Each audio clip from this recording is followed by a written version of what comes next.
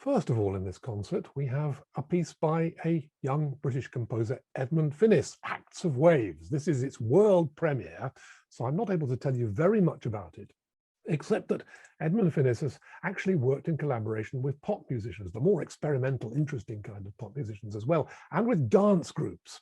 And dance and the sound of modern pop music is very much associated with his music, and yet he is marvelously well capable of translating this into modern orchestral terms too. So here's an example to experience something contemporary in the absolutely fullest sense, that nevertheless is very deeply engaged with the sense of tradition and of music, of orchestral music.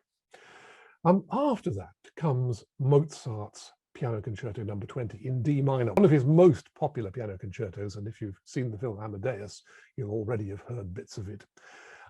It's a terrific, dark, dramatic, exciting piece with a kind of early romantic, stormy, Byronic quality about it at times. But even though it sounds tragic, it was actually a cause of great happiness to Mozart. When he played it in Vienna in 1785, it was the cause of the beginning of the reconciliation with his father, the composer Leopold Mozart.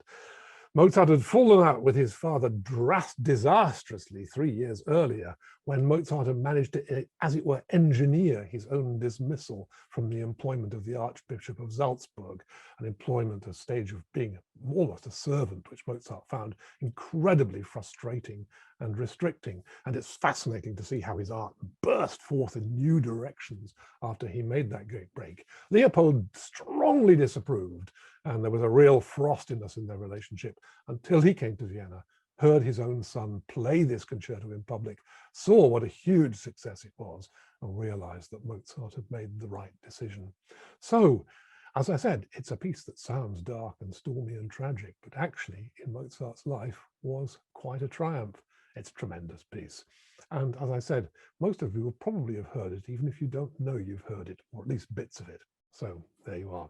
Door already open, you might say.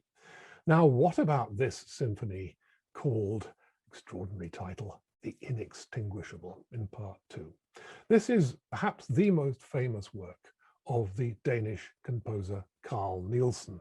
Nielsen was an exact contemporary of Sibelius. They were born in the same year, 1865, and they became kind of slightly uneasy friends in later life. I think some often composers may become friends. They tend to be a bit suspicious and jealous of each other, particularly when one is doing well and the other isn't. But they certainly kept good and cordial relations. And like Sibelius, Nielsen became a master of symphonic form. He wrote 6 symphonies. This one was written in the years 1915 to 16.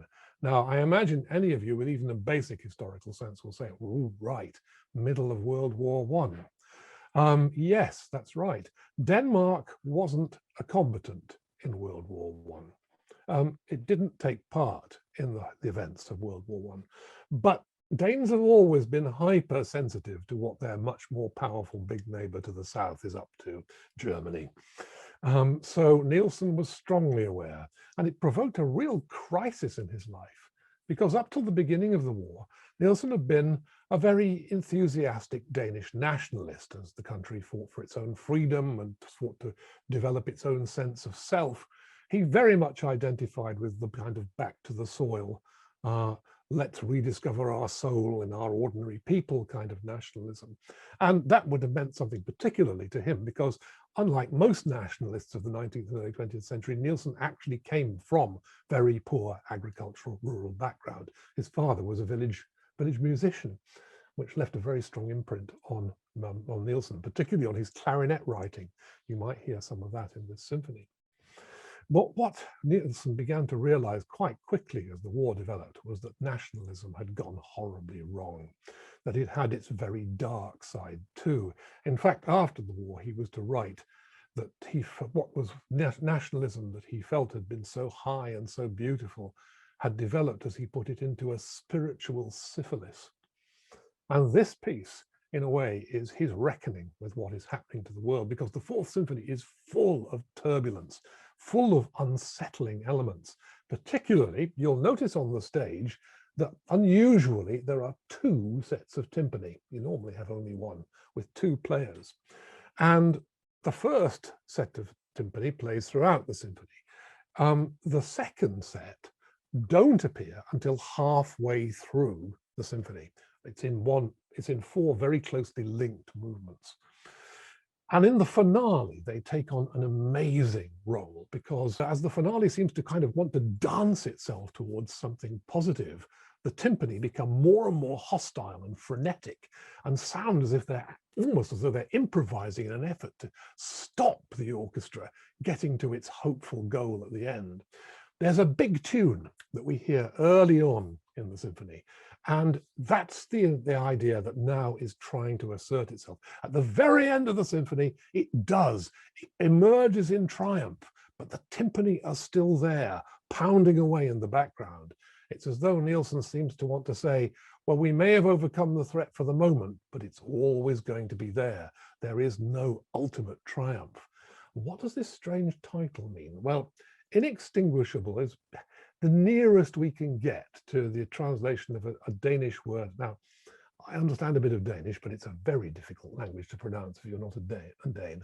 But the word, I think, is something like udslikkelør, and which means basically the extinguishable, the irrepressible, almost the indestructible. And that is what Nielsen's trying to say. As he wrote in a note about the symphony, there's a kind of elemental will to life. Life kind of just wants to go on being itself. It wants to go on reproducing. It wants to go on, as it were, craving constantly beyond itself in order to just to continue to live. And in this symphony, what we hear, particularly personified in those two sets of timpani, are the forces that want to destroy that will to live. At the end, it emerges in triumph, but it's not a glib triumph. It's not a complete triumph. It's not a happy ever after triumph, because the timpani, as I said, are still there. So this is somebody in the midst of a war, which is happening very close to his home territory, registering both colossal hope, massive hope, and a very, very real awareness of just how destructive the forces that have been unleashed around him are. That's, I think, one of the things that makes it so thrilling. The other is that Nielsen's a rather marvelous tune writer. And you'll find that, I think, at several points in this symphony. The beautiful tune that emerges on the clarinets in the first movement, and which emerges in triumph at the end of the symphony, but also in the little second movement, which is scored largely just for the woodwind, and which is just absolutely enchantingly full of the spirit of Danish folk music, a reminder of what it was that he certainly once believed in. Now, I love the way that a language can sometimes have an effect on and leave its imprint on the character of the music that the composer writes. If you ever listen to Danes talking, you'll probably notice, as I did with a friend of mine in a cafe once and listening to the other Danes of the conversation, that the conversation tended to go roundabout like this, up and down, roundabout this, not very high, not very low, and roundabout the same two notes. You'll notice that an awful lot of Nielsen's tunes are round about this interval.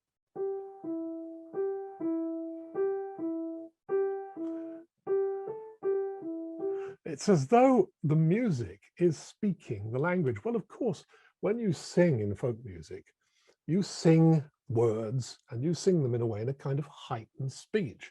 So folk music always reflects something of the character of the language that it derives from. And Nielsen was saturated in that folk music. And it's one of the things that was able to help him create the distinctively Danish style in this music. And it's in that little second movement for just the woodwind that you hear it at its most perfect. It's one of the things that I think that, again, that makes this symphony so remarkable. On one level, it's an epic struggle. On others, it has these lovely little touching details where you could just find yourself in the middle of the Danish countryside, listening to someone singing in a field, or a sound of some musicians playing in the village tavern around the corner. He's a very, very rich and complex composer, but always his music is imbued with his awareness of what human beings are doing around him. It's human life above all, I think he's trying to show us, that is or should be inextinguishable.